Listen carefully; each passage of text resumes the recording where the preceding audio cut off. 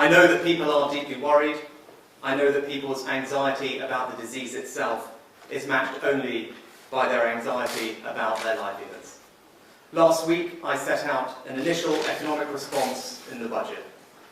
I promised to do whatever it takes to support our economy through this crisis, and that if the situation changed, I would not hesitate to take further action.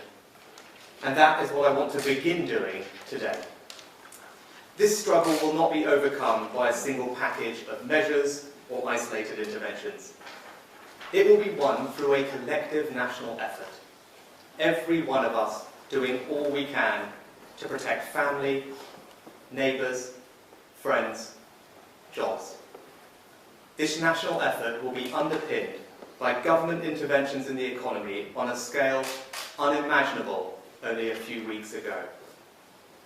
This is not a time for ideology and orthodoxy. This is a time to be bold, a time for courage. I want to reassure every British citizen, this government will give you all the tools you need to get through this. We will support jobs, we will support incomes, we will support businesses, and we will help you protect your loved ones.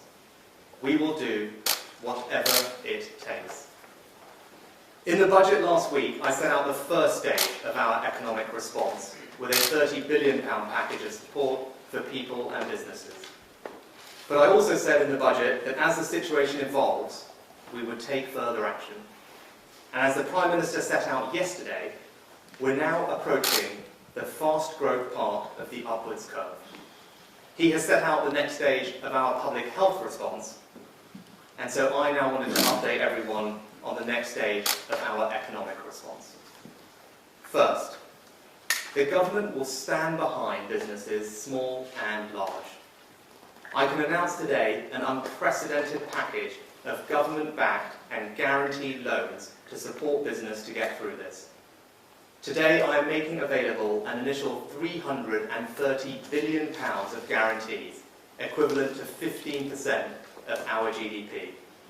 That means any business who needs access to cash to pay their rent, their salaries, suppliers, or purchase stock will be able to access a government-backed loan or credit on attractive terms. And if demand is greater than the initial £330 billion I'm making available today, I will go further and provide as much capacity as required. I said whatever it takes, and I meant it. That support will be delivered through two main schemes. To support liquidity amongst larger firms, I have today agreed a new lending facility with the Governor of the Bank of England to provide low-cost, easily accessible commercial paper. To support lending to small and medium-sized businesses, I'm extending the new business interruption loan scheme I announced at budget last week, so that rather than loans of £1.2 million, it will now provide loans of up to £5 million with no interest due for the first 6 months. Both of these schemes will be up and running by the start of next week. And I am also taking a new legal power in the COVID bill to offer whatever further financial support I decide is necessary. Some sectors are facing particularly acute challenges. In the coming days, my colleague, the Secretary of State for Transport and I, will discuss a potential support package specifically for airlines and airports. And yesterday, I asked my Cabinet colleagues to urgently convene meetings over the coming days with business leaders and representatives in the most affected sectors to identify other specific opportunities to support them and their industries, including possible regulatory forbearance. I repeat, we will do whatever it takes. Second, as well as access to finance, businesses need support with their cash flow and fixed costs.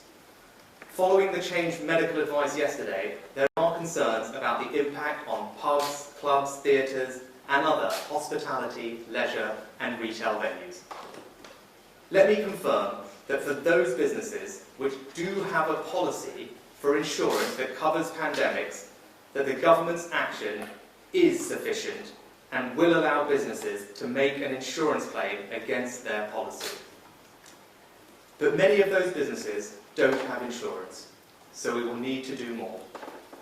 I announced last week that for businesses in the retail, hospitality and leisure sectors with a rateable value of less than £51,000, they will pay no business rates this year. Today, I can go further and provide those businesses in those sectors with an additional cash grant of up to £25,000 per business to help bridge through this period.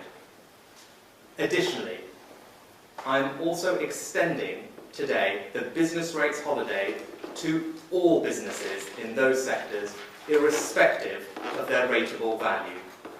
That means every single shop, pub, theatre, music venue, restaurant, and any other business in the retail, hospitality or leisure sector will pay no business rates whatsoever for 12 months.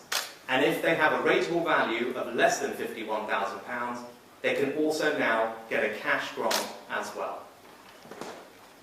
I also announced last week that we would be providing £3,000 cash grants to the 700,000 of our smallest businesses.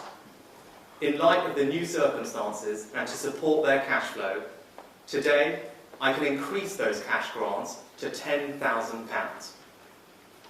Taken together, on top of the unlimited lending capacity I've already announced, this is a package of direct support to businesses through tax cuts and grants in this financial year worth more than £20 billion. And that comes on top of the existing multi-billion-pound package I set out at budget, which included reimbursing small and medium-sized companies for the cost of statutory sick pay. Local authorities will be fully compensated for the cost of these measures, and the devolved administrations will receive at least £3.5 billion in additional funding as a result of these measures to provide support to businesses in Scotland, Wales and Northern Ireland. I repeat again, we will do whatever it takes. Third, I will strengthen our support for peoples and individuals.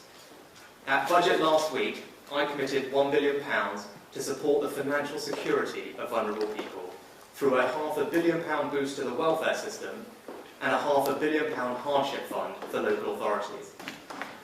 Following discussions with the industry today, I can announce that for those in difficulty due to coronavirus, mortgage lenders will now offer a 3-month mortgage holiday so that people will not have to pay a penny towards their mortgage costs while they get back on their feet. And in the coming days, I will go much further to support people's financial security. In particular, I will work with trade unions and business groups to urgently develop new forms of employment support to help protect people's jobs and their incomes through this period. As I said last week, this is first and foremost a public health emergency, and I reiterate today our commitment that whatever resources the NHS needs, it will get. Let no one doubt our resolve. When I said in the budget that we will do everything we can to keep this country and our people healthy and financially secure, I meant it. The measures I've announced today are part of a comprehensive, coordinated and coherent response to what is a serious and evolving economic situation. These are only the first steps. I will set out the next stage of our response in the coming days. We have never faced an economic fight like this one, but we are well prepared. We will get through this, and we will do whatever it takes. Thank you. Thanks very much, Rishi. Pat, are you going to want to add at this stage? We'll thank you very much. We'll just go straight to questions.